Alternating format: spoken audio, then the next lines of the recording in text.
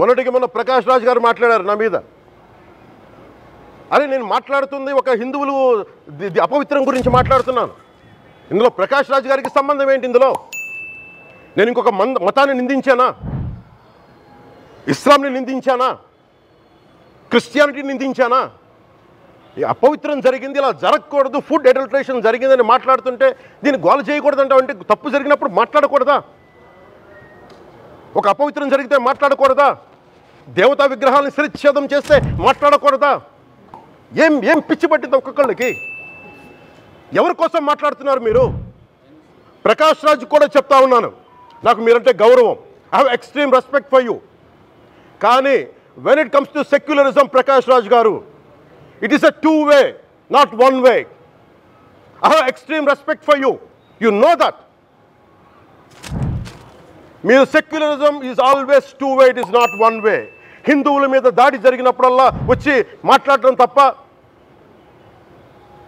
అన్య మతాల మీద జరిగితే నేను కూర్చొని ఇంతమంది కౌలు రైతులకు ఇచ్చాను, ఎంతమంది ముస్లిం ఇస్లాం రైతాంగానికి ఇచ్చాను నేను. ఇదే ఎన్ని మద్రాసాలకి డబ్బులు ఇచ్చాను నేను, 25 లక్షలు 30 లక్షలు ఇచ్చాను, నేను ఇచ్చినవాడిని. నేను నాకు అన్యమతం ఇస్లాం మీద గౌరవం ఉన్నవాడిని, క్రిస్టియానిటీ మీద గౌరవం ఉన్నవాడిని, చిన్నప్పటి నుంచి కూర్చొని మిషనరీ స్కూల్లో చదువుకున్నవాడిని.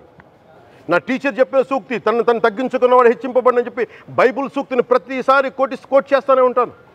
ఇది నా గౌరవం, ఇది నేను చూపించే గౌరవం. మీరు మాట్లాడితే కూర్చొని నేను పాటించే ధర్మానికి అపవిత్రం జరిగినప్పుడు మాట్లాడకూడదు, మౌనంగా ఉండాలి. సెక్యులరిజంకి విఘాతం అంటే ఏంటి? సెక్యులరిజంకి విఘాతం నా ఇంటి మీద దాడి జరిగినప్పుడు నేను మాట్లాడకూడదా? నా ఇల్లు 10 మందికి ఆశ్రయం ఇస్తుంది. నా సనాతన ధర్మం అన్ని ధర్మాలకి ఆశ్రయం అయితే దానికి దాడి జరిగినప్పుడు, దాని మీద అపవిత్రం జరిగినప్పుడు దానికి కూడా మాట్లాడకూడదంటే ఏం మాట్లాడాలి మీతోటి? Prakash Raj garu, you have to learn your lessons. I respect you. It's not just Prakash Raj garu, all the people who thinks in the name of secularism. You're going haywire. Let me tell you guys, we are extremely hurt. Don't make a mockery out of our sentiments. We are deeply, deeply hurt. It's not fun for you. Maybe it might be fun for you. It is not fun for us. It's a deep anguish, deep pain. Don't you ever forget. Before you come and think 100 times and talk about Sanatana Dharma. Enough of this. చాలు. ఇష్టానికి మాట్లాడుతూ ఉన్నారు సనాతన ధర్మం మీద. అయ్యప్ప స్వామి మీద మాట్లాడతారు, సరస్వతి దేవి మీద మాట్లాడతారు. అల్లా మీద మీరు మాట్లాడగలరా? మహమ్మద్ ప్రవక్త మీద మీరు మాట్లాడగలరా? జీసస్ మీద మీరు మాట్లాడగలరా? అందరూ కూర్చొని సనాతన ధర్మం మీద, వినాయకుడి మీద జోకులు వేస్తారు, దుర్గాదేవి మీద జోక్స్ వేస్తారు, సరస్వతి దేవి మీద జోక్స్ వేస్తారు. మా మనోభావాలు గాయపడవా? మాకు బాధ ఉండదా? అందుకే నేను ప్రతిపాదించింది ఏంటంటే ప్రతి దానికి రావలేకపోతున్నాం. సనాతన ధర్మ రక్షణ board is order of the day. ప్రతిసారి కూర్చోబెట్టి మేము డిఫెండ్ చేసుకోలేం. ఇది ప్రతి సగటు హిందువు తాలూకు ధర్మం. ఇదే ఇస్లాం మీద దాడి జరిగితే ఎంతమంది బయటకు వస్తారు? ఎంతమంది నిరసన తెలియజేస్తారు? రోడ్ల మీదకి రమ్మని చెప్పట్లా. కనీసం మీకు కోపం కూడా రాకపోతే మేము ఏం చేస్తాం? గుడికి వెళ్ళే ప్రతి హిందువు బాధ్యత కాదా ఇది?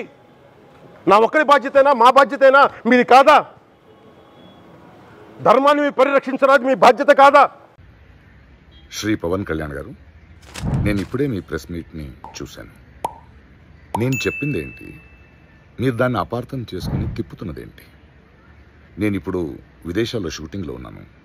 30వ తారీఖు తర్వాత వచ్చి మీ ప్రతి మాటకి సమాధానం చెప్తాను. ఈ మధ్య మీకు వీలైతే నా ట్వీట్ని మళ్ళీ చదవండి, అర్థం చేసుకోండి ప్లీజ్. శ్రీ పవన్ కళ్యాణ్ గారు, నేను ఇప్పుడే మీ ప్రెస్ మీట్ని చూశాను. నేను చెప్పింది ఏంటి? మీరు దాన్ని అపార్థం చేసుకుని తిప్పుతున్నదేంటి? నేను ఇప్పుడు విదేశాల్లో షూటింగ్లో ఉన్నాను.